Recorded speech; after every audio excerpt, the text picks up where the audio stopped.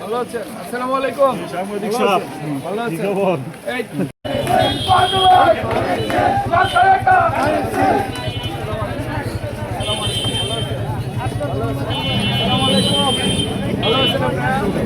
Borgaon MP হওয়ার মধ্যে কোনো নেতা আছে রে?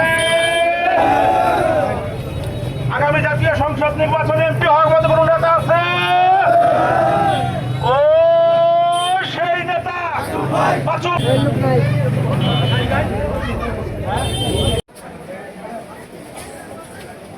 আসসালামু আলাইকুম। ভালো আছেন?